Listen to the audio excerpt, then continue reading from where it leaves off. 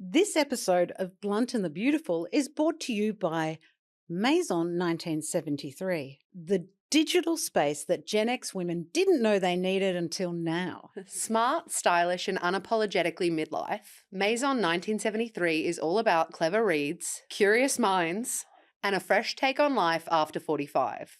Finally, something made for us. Come and stay a while at maison1973.com. Or follow them on Instagram at maison.1973. Right, let's get into the episode.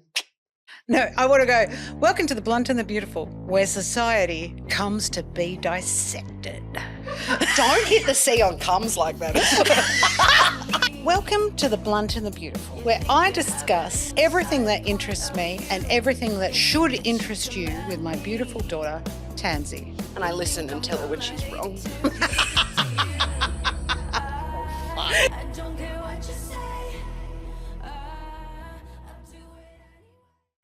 Hello and welcome to the Blunt and the Beautiful. How are you, Tansy? I'm good, my love. How are you? I'm very well indeed. I have a challenge episode for you. Oh, Amazing Race. Yeah. No, imagine that. If we went We're on going the to do a Amazing three-legged Race. race through Tulla. No, the Amazing Race for us was that Jetstar terminal that's so far away. Oh my God. My 13th reason. Horrific scenes walking to the Jetstar terminal and Terminal Tassie. 4. Yeah. 5 o'clock in the morning being like, is it worth it to see my family for a weekend? I think no. Yeah, wondering if I should like pretend I've done a hammy so they can get the golf Put me on the cart up. buggy. Yeah. Yes. Anyway, well, let's talk about, I want to talk about red flags and green flags and differences, I guess, in our generations. And how we view shit. Yeah. Yeah, because I'm Gen X. Uh-huh. Do not call me a boomer. And you are right on the cusp of Gen Z Yes. and Millennial. I would say I'm a millennial son with a Gen Z moon. Okay, well, that sets us off perfectly because I want to talk about the rise of the big six. Yes. All over socials, people of your generation putting up, these are my big six, my Mhm. sun, my moon, my rising, my Venus, Mars. and Yeah. Mercury. Yeah. And I know that would shit a lot of people in my generation to tears. Well, I know you know your zodiacs. So for the people playing at home, what are your big six? A Taurus sun, Uh-huh. Pisces moon, Uh-huh. rising ascendant. Mm-hmm.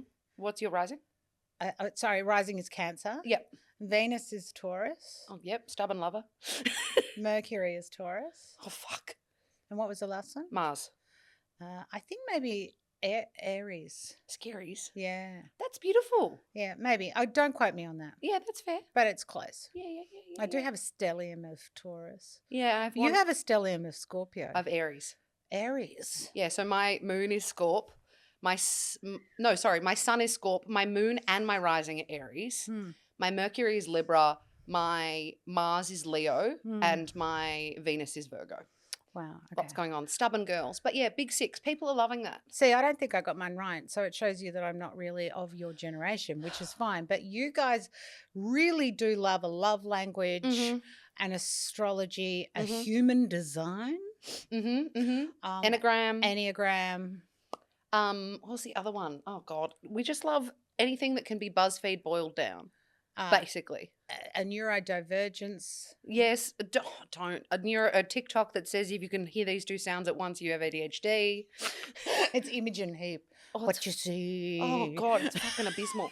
But yes, my generation, you got a lot of people looking for who they are in lots of different places, searching high and searching low. So what is a red flag to me would be a green flag and vice versa. So, for example, texting.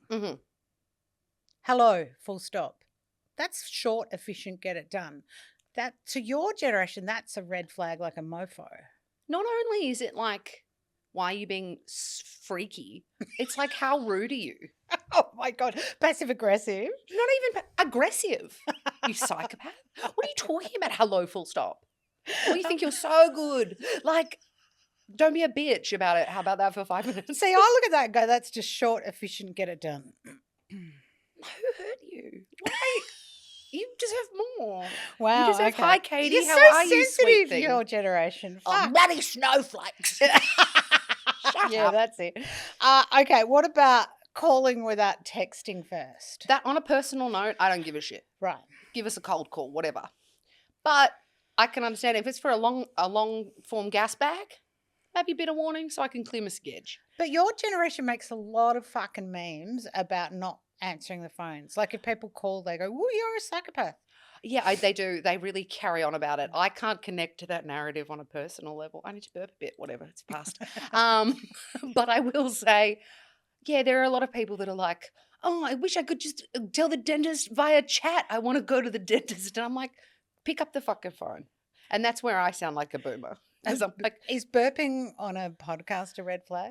no, I think not. Okay. I think it shows a beautiful level of comfort and self-worth. Okay, staying friends with your ex, that's a red flag in my generation. I'm friends with too many lesbians for that to be a red flag. That's not true. Okay, fair enough. Fuck, all right. No, I think in queer spaces it's different, and also disposing of a person is hard. So if you... What, are you killing them? No, as in like disposing them from your life. Just going, oh, goodbye. Within exes, a lot of people are friends with their exes in my generation. And Yeah, people are you pretty chill are. with it. Yeah. People are like, that part of our relationship has ended, but love you. Something in your generation that is, I've seen people of my generation struggle with is the fluid sexuality, that you love the person, not the gender. Mm-hmm. And so I'm not a lesbian, I'm not gay, I'm not straight. It's just I'm Kate, like that for my generation is what? Well, I mean, for me personally, I just tell people I'm bi. It's not really about being like, I love both. It's like, it's whoever's up to bat, I'll take a swing. But that's my generation needing absolute clarity on shit. Yeah, see, this is the upside of that is I think people are really open-minded in my generation when it comes to different dynamics of a relationship or what that may mean. I think that the pitfall of that is that when we get into places where someone's like, I've been in a 14-year situationship and he never calls me before 2:00 in the morning and he's never told me he loves me. And you're like, girl, you're being used. This is, there's two sides to it. I think there are positives and negatives. See, the thing about your generation is that you've taught a lot of my generation that what we thought was okay is actually a massive red flag. So the way you get treated, the bare minimum, men not making an effort for their wives on Mother's Day. Well, you're not my mother. Well, guess what? I'm not your wife anymore. Exactly. This is the thing. I mean, I've seen a massive rise in people my age and younger talking about how the least a man can do is pay for the first date. And these are women who I consider like diehard feminists. Who, for a long time it was split the bill, go Dutch for equality and all that. And it's moved, I think, the needle on it. Why? Because think about everything I do every day to make myself societally presentable as a woman. You can buy me a dinner and 2 drinks. If you are serious about this, and then there becomes the kind of male response of like, they're all gold diggers. And I'm like, well, I'm really bad at it then because you've got barely any gold. Yeah. You can make an effort and pay for things. Okay, that's interesting. I mean, I think generosity is an absolute green flag. Oh, absolutely. When a girlfriend of mine got married, her mum said to her, I just make sure he's a generous man. Like a man who is going to punish someone through, not paying child support or, that stuff I think is still a it's massive. Yeah. And willing to put the investment in. Yep. I think is what people my age are asking for. Also I always love new generations, and I think you need to keep evolving and embracing new generations thinking because they undo toxic behaviors that you grew up with. And for me, I obviously, my last corporate job I had an assistant and she was a millennial and she really taught me about these are the hours I'm getting paid. Yes. This is what I'll do. If you want me to work extra, then I'll be taking it off there. Yes. It's 9:00. I'm not going to answer your email at night. Those behaviors that I grew up with as Gen X, which seem to be very toxic, work hard, because we raised ourselves. Yes. Our parents were absolutely self-indulged, that they just didn't give a shit. We had to do our own thing. So that the workaholic tendencies was that we went and tried to get validation from our bosses. But that doesn't work. No, it doesn't. And then you become a little sad cog in a big machine under capitalism. And I think that we have seen that, the younger generations have seen that it's not working. The structure in which we are doing things within like a capitalistic society is not fucking working. And so when people are really compliant to that big machine, I think people of younger generation are like, don't be embarrassing. Yeah. It doesn't love you. No. You can try and get all the validation you want from it, but it will never love you back. Work won't love you back. There's actually a great book about that, Work Won't Love You Back, and I do recommend it a lot to people when they're talking about, as I did a post last year, it was like, HR aren't for you, they're for the company. Yes. So don't go to HR to complain about your boss because they're going to do nothing. No. And I think that's been a hard-learned lesson for my generation, whereas you guys are quite cynical about it and you go, well, I need $500 a week to pay my rent and get food. Mm-hmm. That's it. Mm-hmm. And that's all you're going to get. Yep. And you're okay with that. Yeah. Because your ambition and your motivation, your inspiration comes from other ways. Absolutely. Whereas we used to get that from work. Yeah. It's very interesting. It's fucking toxic, man. Mm. In terms of red flag, green flags in relationships. Now, this is a tricky one because I think that women of my generation grew up with controlling fathers and then some women chose controlling men. Mm-hmm. And they go, well, he's a good provider.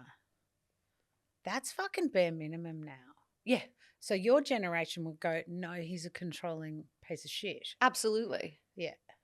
It's this idea of, with the rise of the trad wife idea. Yeah. People in my generation are like, well, men, when trad wives were really happening, earned enough to support a family of probably 5 off one salary and went to war. What the fuck did you do today? Yeah. Not enough to require that of me. So you don't get to control what I do because what, you're a boy? No, go fuck yourself, basically. See, I'm noticing a trend of women of your age with mothers, and the young women are saying to your mums, dad's a cunt, right?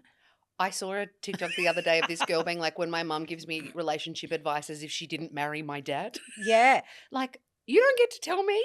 Yeah, but women are now of my age going, Saskia finally opened my eyes up to that Jim's been having an affair for 29 years. There's so many girls my age and friends of mine who hate their dads, who see exactly who their fathers are. Yeah. And their mothers don't. And they're like, you married the shit one, dude. You know that, yeah? Yeah. And I love him because he's my dad, but he's terrible. He's a terrible husband. Yeah, he's a terrible He's husband. not a good partner. Yeah. Not you, Dave. Love you, King. No, You're different. But that's interesting because I think if you stay, a lot of people talk about, our relationship, but they say, oh, you're really connected and stuff. It's because I really value your generation's opinion. Mm-hmm. And I go to you a lot for explain this to me. Yes. And what is that? Mm-hmm. And, riddle me this. Yeah. I want you to keep educating and sending explaining me TikToks going, me. what does this mean? And we don't agree on everything. No. But yeah, I will send you things and go, what the fuck is this trend? Yes. The problem is for my generation is when they want to stop learning because it's too hard. Absolutely. We can't too hard basket people. So red flag for me is people who shit on younger generations' ways of thinking, ways of living, ways of expressing their sexuality and things like that because they fear it. It's I agree. Too scary. I also see this a lot in terms of me chronically online. Who knew? Online discourse of older women shitting on how younger women are feminists.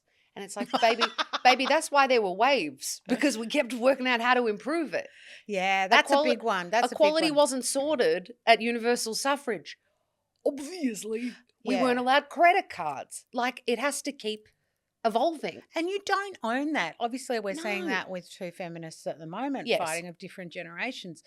And I find it really interesting because one of them obviously is on TikTok and has a massive following on both platforms of TikTok and Instagram. But she's definitely for the younger person. And, as I said the other day, you don't become a feminist at fucking 16 and go, well, I'm going to read The Female Eunuch and then that's it. I'm totally, radicalized, whatever. No. There are gateways. Oh, of course. And so to say there's only one way of doing something to me is a fucking red flag. Well, I think this is a very, like, I don't know, Sex in the City mentality way to describe it. But the idea of sex on the first date, right? As a feminist understanding of, should you withhold sex from men or should you have sex straight away? Should you blah blah? That has shifted over time how people feel about that. And actually, my generation's having less sex than anyone. So busy. Yeah, Gen Z is having not very much sex apparently. We're too busy on our phones. Is that because you're all on antidepressants? I don't know. My dick works fine. Fucking hell, rude. Sorry. But look it up. Gen Zs, they ain't fucking. Go on.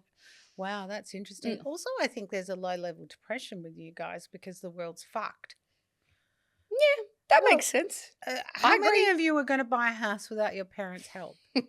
Not this one. No, I don't have it. Yeah, exactly. Sorry, Queen. Look behind your red chair. No, I don't have nothing. Like that's it's the fucked. reality of it. Well, I think this is another generational thing that people get real shitty with boomers because they're like, in my day, I bought a house in blah, blah, blah, blah. I'm like, you bought a house for $300,000. But they don't just have one house; they have 4 houses. Yeah, their cup runneth over with fucking houses. Yeah. And 2 of the 4 of them, no one fucking lives in it. But whatever.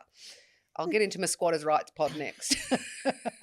Let's be honest, Gen X women are rarely spoken to properly in the digital world, and now we're changing that. Introducing Maison 1973, a confident, stylish, digital lifestyle platform with thought-provoking content built by Gen X women for Gen X women. It's for the women who grew up with mixtapes, for women who aren't afraid of strong opinions and have no interest in being told she's past her prime. In fact, she's just getting started. Craving clever reads and better recommendations? Come have a squiz at Maison 1973.com. Fuck. Come have a squiz. Stop laughing. Come have a squiz at Maison1973.com or find them on Instagram at Maison.1973. All right, now back to the episode. You were saying something, probably. So a red flag for my generation. I just think about going out for lunch with some of my friends and I say, what's your love language? See, yes. They would go, what? Okay, so this is the thing with the love language. I think it has a place and time, but I hate, there's a lot of men that go, physical touch is my love language. And you're like, no, don't be dumb. But also, the love languages were made by a priest. Yeah, I was going to say, these are Christian. Yeah, and I'm not too happy nor clappy, so I'll be abstaining. Yeah, I think that it's kind of one-dimensional, the love language. I think all people like all of them, really. Unless but some resonate with you more than others. Absolutely. Gifts. I know I'm joking. It's actually words of affirmation. So let's talk about differences in friendships in your generation and my generation. Now, friends who celebrate you. Yes. For me, obviously, that is a green flag. For a long time, I was friends with people who didn't celebrate me. And I thought that was normal. The toxic friendship is very normalized in Gen Z. Yes. Everyone's a bit angry. In Gen X, do you mean? I mean Gen X. Yeah. Yeah, in my generation, toxic friendships. And you just bitch about each other. Oh, absolutely. And look, we stay bitching. That's the truth. But when someone wins, we do say something. Right. We all say, oh, you did that. And we mean it. And people are very celebratory of each other, I think, more so. I struggle with, we were talking about this kind of idea of celebration before. I don't think you need to fucking tweet it from the rooftops, but send me a text, give me a call. I prefer private displays of celebration than public. Okay. But that's my own personal preference. I mean, I think the difference with your generation and mine is also friendships around you have a lot of male friends. I do. I love boys. Straight and queer. My generation was when Harry met Sally. And look, we love a chunky knit still, but you can't be friends with men. Boys and girls because sex gets in the way. Yeah. See, yeah, I think that's just that to me feels really antiquated. It is antiquated. Yeah. And I think that you can have really meaningful friendships. Mm. But I guess maybe it's because we're having less sex. We're just not fucking thinking about it. Well, that's interesting because I have one male friend who I've been friends with since school who was one of my best friends at school. Mm.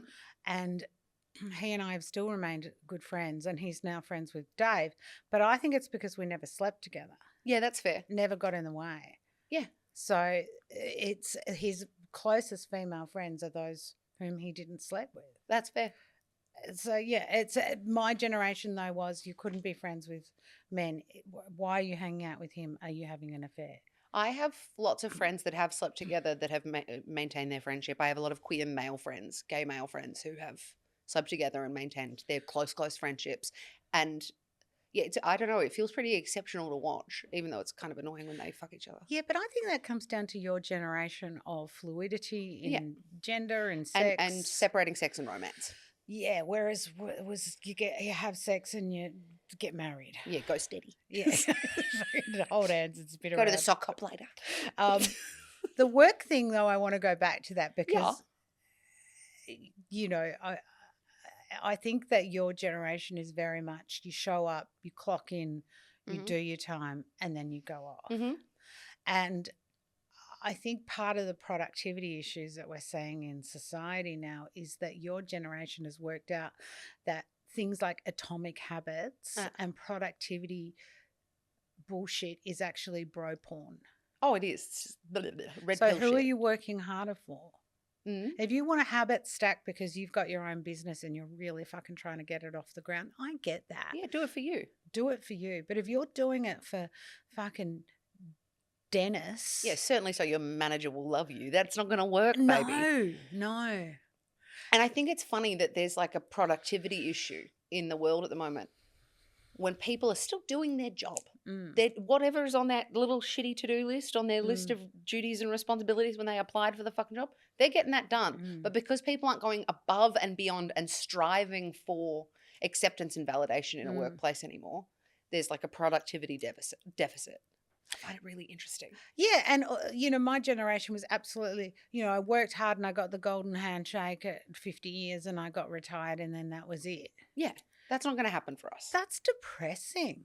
Yeah. It's not great for Bob who lived that life either. No. Unless you're building something that you're going to hand on to your family or something.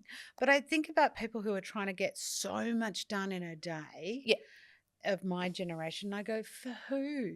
Yeah. For your boss? It's like, oh, I've got to do this fucking overtime stuff and then I've got to work out my time in lieu and all this shit. I'm like, they don't care. No, I see that a lot. I get a lot of messages from women sort of over 40 saying, I feel really undervalued at work. And I said, because you've done too much. And you are undervalued because they don't care about you, They baby. don't care. No. You know, and my generation of, we're a family. Come and join the fucking, you know, La Spiglione Pizzeria family. You're never going to be a La Spiglione. No. You're a skip. Yeah, come Fuck on now. off. Fucking settle down. Yeah. Also, they're not going to pay you to fucking run Cokes out to table 12.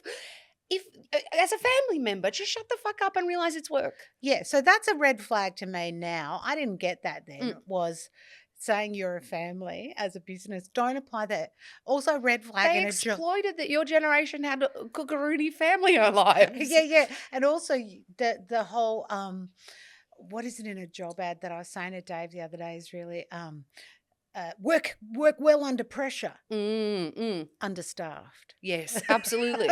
Absolutely. Works well under pressure. Terrible management. Yeah, exactly. Works well under pressure. Your boss will yell at you 3 times a month. I appreciate your generation for undoing the shit work of mine though, so thanks for that. This is the thing. I think Gen Zs were raised by Gen Xers, millennials were raised by boomers. And so you're always trying to correct your parents' generation. And because you spend so much, I mean, kids are just fucking sponges, right? All they do is observe and go, that's not right. That's not right. What's happening there? That looks like it sucks. Like on repeat. Give me another flag, Glenn. Oh, okay. Sorry. Yes, I've got lots of them. Okay. Putting up with shit that you don't have to because that's just how it is. Give me an example. Bad marriages. staying together. But bow flag, get out. What are you talking about? So women of my generation who stay in marriages that are fucking fucked because they, one, weren't told that there was any different. Yep. Two, were told they didn't need to work, so now they have no way of fucking making a living independently. They have no super, and probably the husband has built a business for himself and he knows how to hide the money. Absolutely. Do you know how much of that I have seen? Oh, and financial abuse is one of the biggest things that we see for women in terrible marriages, and it makes it almost impossible to get out. This idea of staying, quote unquote, for the kids, because you know traditionally what children love? Parents who hate each other. Yeah. That's sick. What a cool home. Terrible to What a sick as fuck home. grow up. Do you want to come up home to mine after school? My parents fucking hate each other. Yeah, it's going to be great. They're just going to be screaming or they'll be completely silent. Yeah, let's get a pizza roll from Baker's Delight and watch my parents kill each other in the kitchen. It'll be sick. Yeah, so that was kind of my generation, the kind of, you know, get on the cross and you just have to, that's just how it is. That's just how it is. It's like, fuck off. It shouldn't be like that. No, and you can want more. You can do better, Queen. Yeah. That one was a big one for me. And women suddenly realizing that they didn't have to put up with that anymore. I think that the difference for my generation, obviously I'm dealing with a lot less people that are like in long-term committed marriages, but a lot of people in long-term relationships. The difference is I think that there was a period of time where we overcorrected and people started leaving at the drop of a hat. Your partner is having just like a rough time and they're like, they don't even put in any effort anymore. Really? I'm out. Yeah, people giving up so quickly. Yeah. And not realizing that part of a relationship is not that you should fucking hate each other, but not every day is going to be the best day of your lives. Sometimes your partner's stressed. Sometimes things are difficult. Sometimes there's a whatever the fuck it is. That doesn't mean that the relationship is inherently failing. No. But knowing the difference is what's important. Yeah, that's a really big one. I mean, I do think that my generation grew up on really, I think most of my friends, not all, but most of my friends' parents hated each other. Yeah. Yeah. So that's, and your generation has gone, my mum is a hostage to my fuckwit father because he has controlled her entire life and she has no financial independence and no skills. There's no fucking way I'm going to do that. Fuck no. No. Fuck no. Yeah. Which is why we got girls my age freezing their eggs. Because they said, I can't rely on these motherfuckers. They're useless. Yeah. You know what? A lot of them are. No shit. I mean, the thing is that Dave and I have been married for, I don't know, 29 years and been together for 34. The only reason we're still together is because we didn't want to get divorced at the same time. No, but here's the thing. Firstly, I do like that joke. It's a really good one. But it's true. It is true. But also you chose a good man. You chose a man who does a lot for his family. All right. And he's incredibly loyal. And he's so gentle. He is a gentle giant, isn't he? Yeah. And he puts up with my shit. Yeah. And he still makes me laugh. He's funny. You're funny. It works. But we had to undo a lot of fucking toxic shit from our boomer parents. Of course. You know?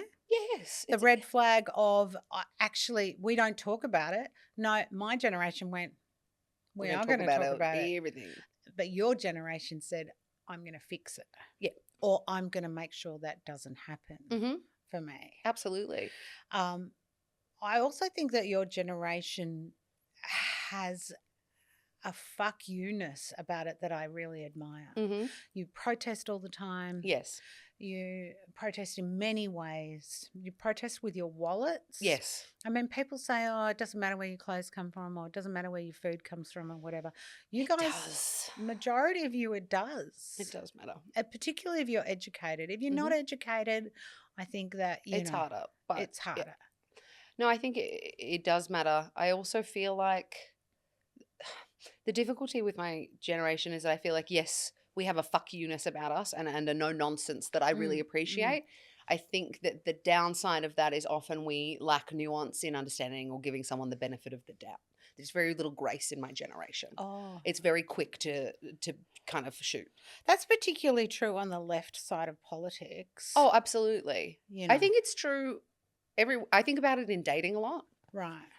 It's very like, oh, and then on the third date, he made a joke that I thought was a bit tone deaf. So I will never see him again. Yeah. And have your boundaries, absolutely. But understand that sometimes people make a shitty joke accidentally because they're nervous. Or Yeah. just ask. And if he goes, well, I thought it was the funniest joke I've ever heard, then he's not for you. You know, a girlfriend of mine's married to someone and they've been married together forever and they're beautiful. But on their second date, they were walking through King's Cross and there was a drag queen there and he made a joke. Mm. And it wasn't a particularly funny joke. And she looked at him and she said, oh, actually, if this is going to go anywhere, I need you to know that I'm so not comfortable with those jokes. See, love. And I'm very supportive of that community. And he then went, oh, sorry, I'm just a boy from Tasmania and I don't know how to handle it. So if you would educate me, that would be great. Yeah, see, work. Fine. Beautiful negotiation. Yeah, that doesn't always happen. Mm-hmm. But, yeah, I mean, look, I still see people who probably shouldn't be married now. Yeah. And that they don't know how to get out of it. Oh, go to the priest and get an annulment. Or get your love languages by the priest. Exactly. Because you said he made them up. Yeah, exactly. Make them up, girl. I don't know. Get out. Yeah, I think that the problem for me with each generation is that you can't say that your way was the best way. No. Like people freaking out about Chat GPT at the moment are the same people who freaked out about Google. Well, yeah, but they're just 20 years younger. Yeah. I'm seeing a lot of people my age, though, not freaking out about ChatGPT, but protesting it. Right. Just abstaining from it as their own personal and political view. Because they don't agree with it ethically. Okay, but people didn't agree with Google and email ethically. I wasn't there. I'm really young. but for me, I'm not saying my position on either. I'm just saying that's evolution. Yeah, it's absolutely. like people being taught how to read. It's people introducing synths into music. Equalised stuff. Yeah. Oh, absolutely. I think it does. I think that it'll be a massive learning curve. I mean, I'm not here to give my position on AI because I don't have one really. I'm a bit scared. Except that 19 of my 20 books have been used for training in AI, I found out. Do you give consent for that, Queen? No. What the fuck? I know. That's crazy, I know. My girl. agent sent me a thing saying, hey, they're using your books. And I was like, great. Red flag. Yeah, that was a fucking massive red flag. Red flag, green flag, That's girl. when I went, oh, okay, maybe it's not so hot. Yeah, perhaps not. Because, it's only about me. Yeah, I've always said that. But it is about you. I think like anything, there are pros and cons. Of course. Well, this is the thing. This episode has been kind of interesting because I don't think anything is definitively red or green. No. I know I drive you mental when I say we have to talk about context. But we do. No, I think that if a man abuses his wife in a bar. Well, that's not just it's illegal. Yeah, it's a fucking blue flag. No, but that's like, some people go, that's none of my business. Oh, no, I don't think, I think what we're talking about in terms of red and green flags is, yes, to a degree ethical, but it's not. Like, we're not talking about moral right and wrong. We're talking about preference a lot of the time.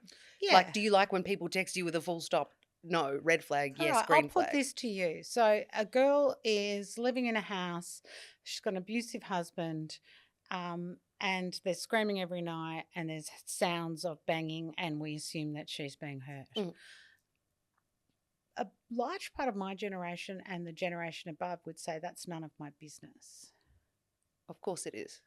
And your generation, you have a duty to the people around you. Yeah. Again, I don't think we can use kind of buzzy language like red flag, green flag when we talk about legality.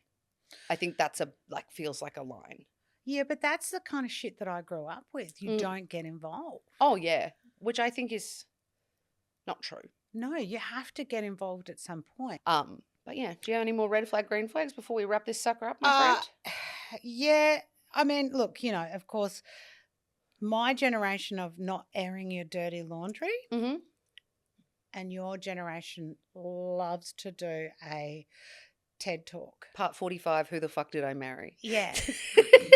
Yeah. Absolutely. I think that transparency is a huge thing for my generation. Yeah. I think that we saw our parents and our parents' parents in particular, our grandparents' generation, fucking, this is a house of secrets. Yeah.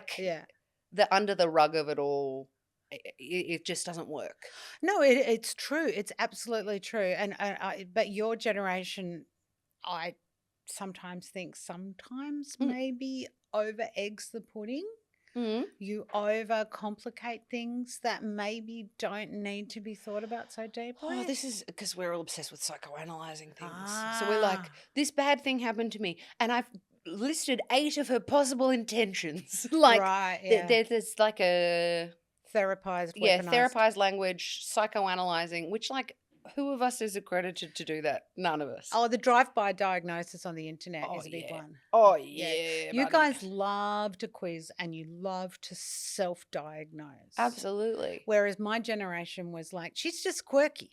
Let her be. Yeah, see, and I think the answers lie somewhere in between.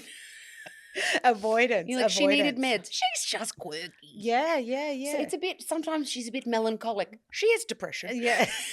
Well, I was saying to you the other day that your brother's grade 3 teacher said to me, I think he's got ADHD. And my only experience of ADHD was kids bashing up their mums on ACA.